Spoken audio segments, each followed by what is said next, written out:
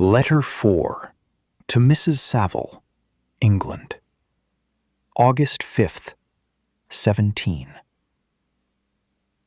Such a strange incident has happened to us that I cannot help setting it down, even though it is very likely you will see me again before these pages ever reach your hands. Last Monday, the 31st of July, we found ourselves nearly hemmed in by ice, which closed around the ship on every side, leaving her scarcely enough open water to float in. Our position was somewhat dangerous, especially since we were also wrapped in a very thick fog.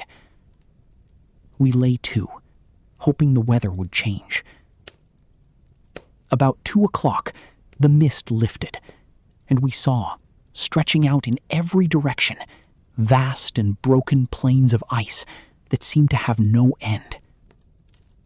Some of my men groaned aloud, and my own mind had begun to fill with uneasy thoughts, when a strange sight suddenly caught our attention and turned our minds away from our own situation. We made out a low carriage fixed on a sledge and drawn by dogs, moving north at a distance of about half a mile. A figure sat in the sledge, guiding the dogs, a figure with the shape of a man, but seemingly of gigantic size. We watched the traveler's rapid progress through our telescopes until he was lost among the far-off unevenness of the ice. The sight left us all in wonder. We had believed ourselves to be many hundred miles from any land, but this apparition suggested that land might not, in truth, be so far off as we had thought. Hemmed in as we were by ice, though, it was impossible to follow the track we had watched so closely. About 2 hours later, we heard the swell of the sea beneath us, and before nightfall, the ice broke apart and freed our ship. Still, we lay to until morning, afraid to run into those large, loose blocks of ice that drift about once the pack breaks up. I used the time to rest for a few hours. In the morning, as soon as it was light, I went up on deck and found all the sailors crowded on one side of the vessel, apparently talking to someone out on the sea. It turned out to be a sledge, like the one we had seen before, which had drifted toward us in the night on a large piece of ice. Only one dog was still alive, but there was a human being in the sledge, and the sailors were trying to persuade him to come aboard.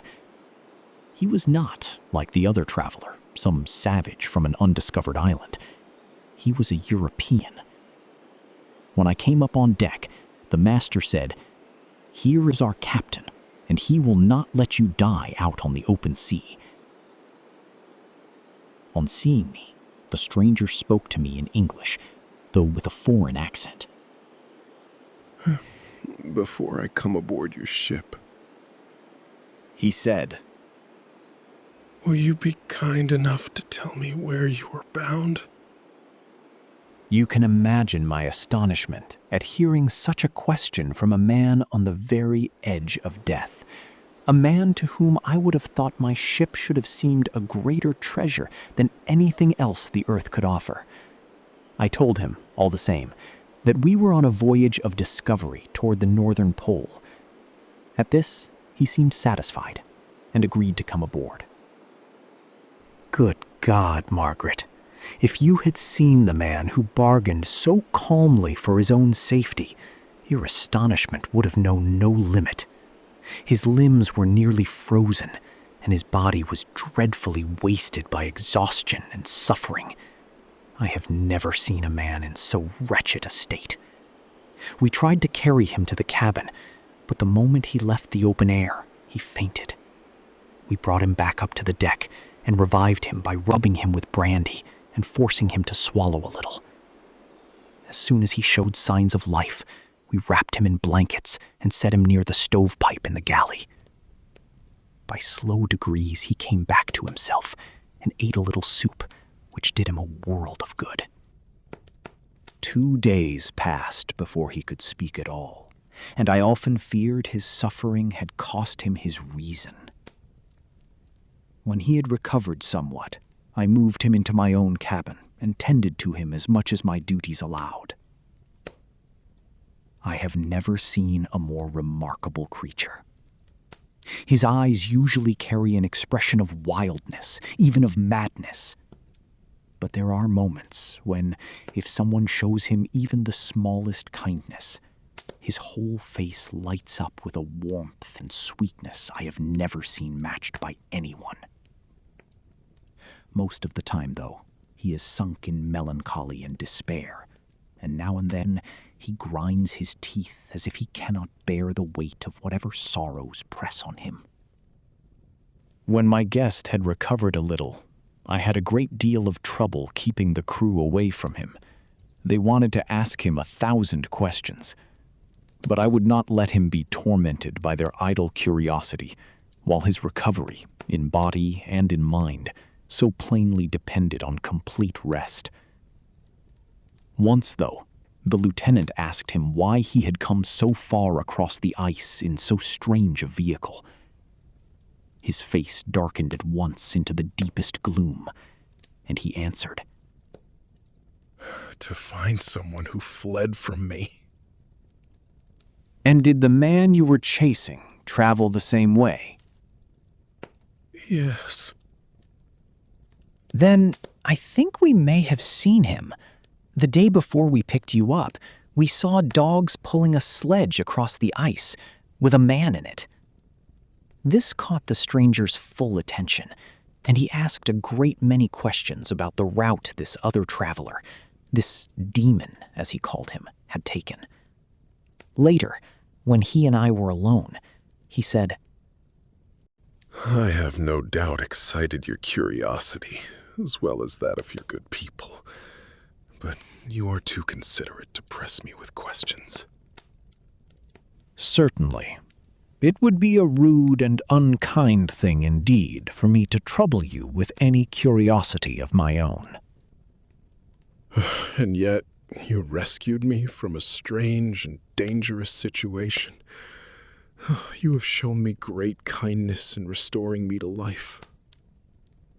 Soon after, he asked whether I thought the breaking up of the ice might have destroyed the other sledge. I told him I could not say for certain, since the ice had not broken until close to midnight, and the other traveler might well have reached safety before then, but that I had no way to judge. From that point on, the stranger seemed eager to stay on deck, watching for the sledge that had appeared before, but I persuaded him to remain in the cabin, since he was still far too weak to bear the raw cold of the air.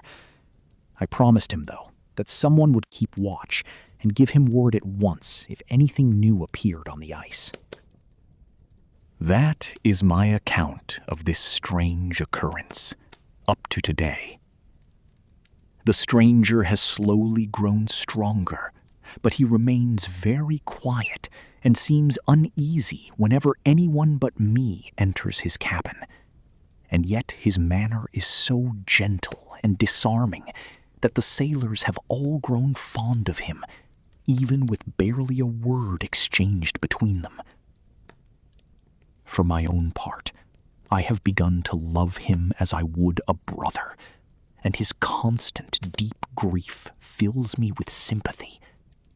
He must have been a noble creature in better days, being even now in ruin, so compelling and so warm. I told you once, my dear Margaret, that I would find no friend on the wide ocean.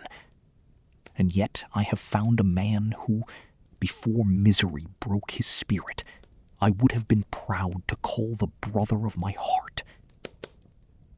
I will go on keeping this journal of him at intervals, whenever I have anything new worth recording. August 13th, 17A. My affection for my guest grows every day.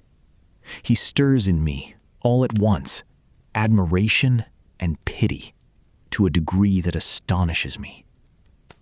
How can I watch so noble a being destroyed by suffering without feeling the sharpest grief?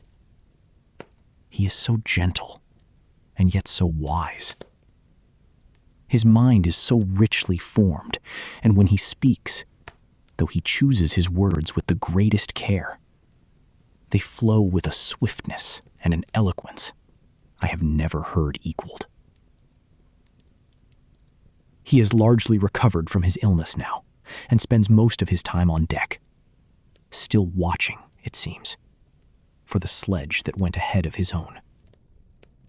And yet, unhappy as he is never so wrapped up in his own misery that he fails to take a real interest in the lives of those around him.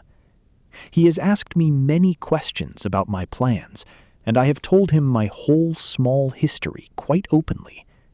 He seemed pleased by my confidence in him, and suggested several changes to my plans that I expect will prove very useful. There is nothing showy in his manner. Everything he does seems to spring naturally from the genuine interest he takes in the welfare of the people around him. He is often overtaken by gloom, and then he sits apart, struggling to master whatever is sullen or withdrawn in his mood. These dark spells pass from him the way a cloud passes from the face of the sun, though the deeper sadness underneath never quite leaves him. I have tried to win his trust, and I believe I have succeeded. One day I mentioned to him the wish I have always carried, to find a friend who might understand me and guide me with his counsel. I told him I was not the kind of man who resents advice. I am self-taught, I said, and perhaps I do not rely enough on my own judgment. I want a companion who is wiser and more experienced than I am, someone to steady and support me, and I have never quite believed it impossible to find a true friend. I agree with you, the stranger replied. That friendship is not only a desirable thing, but a possible one. I once had a friend, the noblest human being I have ever known, and I am entitled, on that account, to speak of what friendship truly is. You still have hope, and the whole world before you, and no reason yet for despair. But I have lost everything, and cannot begin my life again. As he said this, his face took on an expression of calm, settled grief that touched me to the heart. Then he fell silent, and soon retired to his cabin. Even broken in spirit as he is, no one feels the beauty of the natural world more deeply than he does. The starry sky, the sea, every sight offered by these strange and wonderful regions still seems to have the power to lift his soul above the earth. A man like this lives, in a sense, two lives at once. He may suffer misery and be crushed by disappointment, and yet, the moment he withdraws into himself, he becomes something almost like a spirit from another world, wrapped in a light that no grief or foolishness can touch. Will you laugh at the warmth I feel for this remarkable wanderer? If you do, you must have lost that simplicity that once made you so dear to me. Still, smile if you like at how I go on. I find some new reason every day to feel it all the more. August 19th, 17. Yesterday, the stranger said to me, You can easily see, Captain Walton, that I have suffered great misfortunes without equal. I had once resolved that the memory of these sorrows should die with me, but you have persuaded me to change my mind. You are searching for knowledge and understanding, just as I once did, and I hope with all my heart that the fulfillment of your wishes does not turn out to be a serpent that stings you, as mine has stung me. I do not know whether the story of my misfortunes will be of any use to you, but if you wish it, listen to my tale. I believe the strange events bound up in it will give you a view of nature that may broaden your understanding beyond what you now believe possible. You will hear of powers and events of a kind you have always taken to be impossible. But I have no doubt that my story carries, in the whole chain of it, its own proof of the truth of everything I will tell you. You can easily imagine how gratified I was by this offer, and yet I could not bear the thought that telling it might reopen his grief. I felt the strongest eagerness to hear the story he had promised, partly out of curiosity, and partly from a genuine wish to ease his fate, if it lay in my power to do so. I told him as much in my answer. Thank you